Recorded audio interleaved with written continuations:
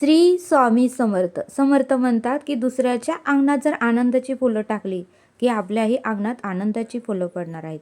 दुसऱ्याच्या अंगणात जर काटे टाकले तर आपल्याही अंगणात काटेच पडणार आहेत. दुसऱ्याला आपण जर आरे म्हणलो की तोही आपल्याला कारे म्हणणारच आहे.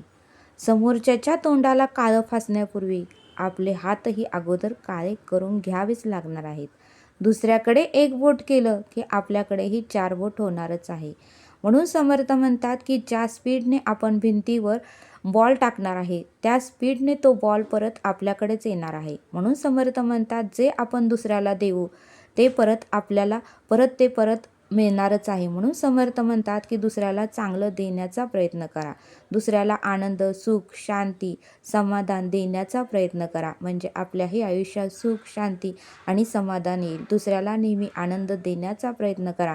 म्हणजे आपल्या आयुष्यातही आनंद होईल असं समर्थ आपल्याला इथे सांगतात. म्हणून समर्थ म्हणतात की आपण जे दुसऱ्याला देऊ ते परत आपल्याकडे येणारच आहे.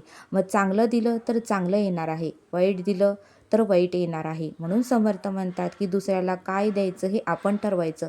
आपल्याला जर सुख, शांती, समाधान हवं असेल तर आपणही दुसऱ्याला सुख, शांती आणि समाधान हे दिलंच पाहिजे असं समर्थांनी आपल्याला इथे सांगितलं. म्हणून समर्थ म्हणतात की जे आपण दुसऱ्याला देऊ ते परत आपल्याला मिळणारच आहे.